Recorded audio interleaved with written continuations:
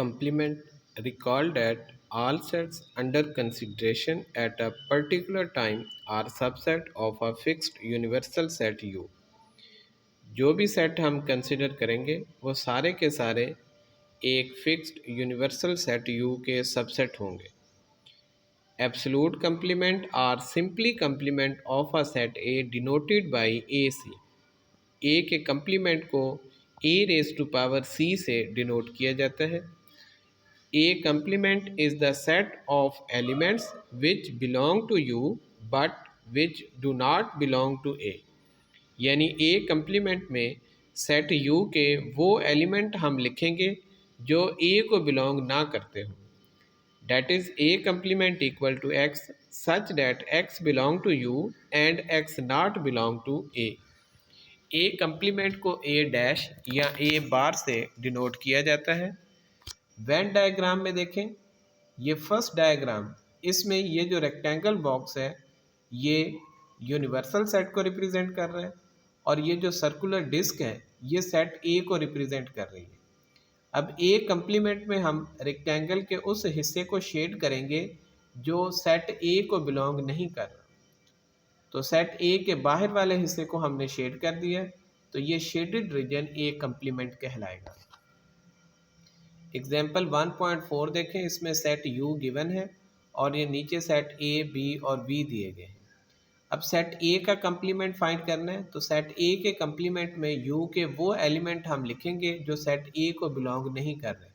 अब ए में ए से लेकर ई तक है, तो ए कंप्लीमेंट में एफ से लेकर जी तक एलिमेंट आ जाएंगे। ऐसे ही बी का कंप्लीमेंट और बी का कंप्लीमेंट निकालेंगे। बी पार्ट है, set R of real number is the universal set. अब सेट ऑफ रियल नंबर ये यूनिवर्सल सेट है और Q जो है वो सेट ऑफ रेशनल नंबर है। अब Q का कंप्लीमेंट फाइंड करना है, तो Q के कंप्लीमेंट में सेट ऑफ इरेशनल नंबर आ जाएंगे।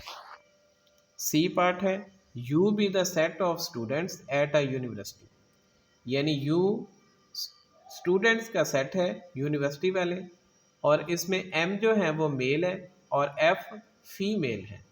तो अगर हम M का कंप्लीमेंट लेंगे तो वो फीमेल आ जाएंगी और फीमेल का कंप्लीमेंट लेंगे तो वो मेल आ जाएंगे।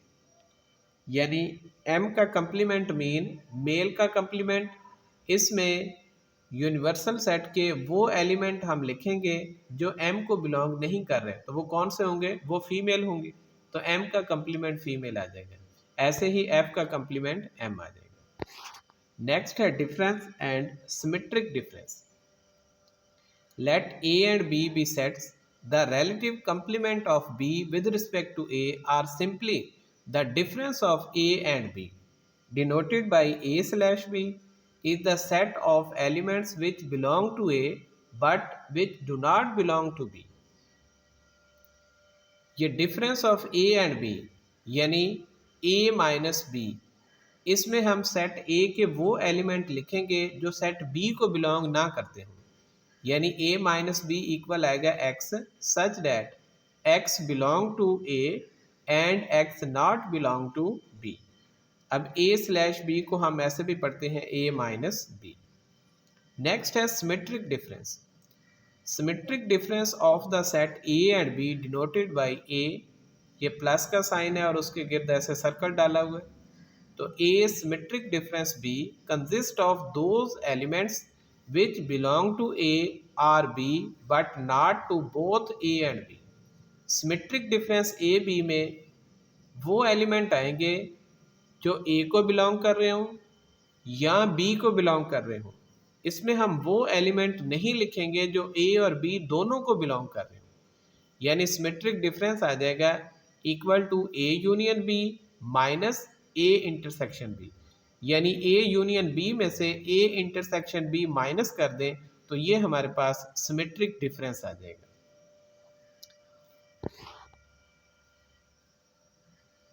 नेक्स्ट एग्जांपल है 1.5। इसमें सेट A है 1 2 3 4 और B है 3 4 5 6 7 और C है 6 7 8 9। पहले हमने A माइनस B फाइंड किया। अब a माइनस बी में a के एलिमेंट लिखेंगे जो b को बिलोंग नहीं कर रहे। तो देखें a का एलिमेंट ये 1 2 ऐसा है जो सेट b को बिलोंग नहीं कर रहा, तो a माइनस बी में 1 2 आ जाएगा। b माइनस सी, इसमें b के एलिमेंट लिखेंगे जो c को बिलोंग नहीं कर रहे, वो है 3 4 5। ऐसे ही b माइनस a, अब इसमें हमने b के एलिमेंट लिखने हैं जो a को बिलोंग नहीं कर रहे, तो वो आ जाएंगे 5 6 7। ऐसे ही c माइनस बी, c के एलिमेंट लिखेंगे जो b को बिलोंग नहीं कर रहे, वो है 8 9। अब हमने सिमेट्रिक डिफरेंस फाइंड करना है ए बी का। यहाँ फिर से देखें, सिमेट्रिक डिफरेंस ए बी किसके इक्वल है, A union B minus A intersection B, या इसको ऐसे भी लिख सकते हैं, symmetric difference A B equal A minus B union B minus A, यानी ए माइनस बी और बी माइनस ए का यूनियन ले लें तो ये हमारे पास सिमेट्रिक डिफरेंस ए बी आ जाएगा। अब देखिए हमने symmetric difference A B find करना है, तो ये इक्वल आएगा A minus B union B minus A minus B में है 1 2 और b माइनस ए में है 5 6 7, इन दोनों का यूनियन आ जाएगा 1 2 5 6 7। तो ये हमारे पास सिमेट्रिक डिफरेंस ए बी आ गया। ऐसे ही symmetric difference B C equal आएगा b minus C union c minus B. अब b माइनस सी 3 4 5 है और c माइनस बी 8 9 है, तो इनका यूनियन 3 4 5 8 9। तो ये हमारे पास सिमेट्रिक डिफरेंस बी सी आ गया। अब देखिए अगर हम a माइनस सी निकालें, ये देखें ये सेट a है और ये c है। अब a में से c माइनस करें तो a के सारे एलिमेंट ऐसे हैं जो c को बिलोंग नहीं कर रहे, तो a माइनस सी a के इक्वल आ जाएगा। ऐसे ही अगर हम c माइनस a फाइंड करें तो c का भी कोई एलिमेंट ऐसा नहीं है जो a को बिलोंग कर रहा हो, तो इसलिए c माइनस ए भी इक्वल टू c आ जाएगा।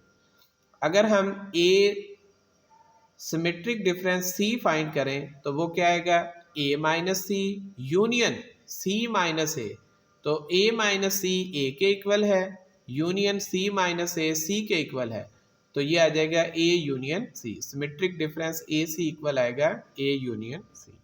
यानी अगर दो सेट डिसजॉइंट है तो फिर उनका जो सिमेट्रिक डिफरेंस है वो उन दोनों के यूनियन के इक्वल आएगा।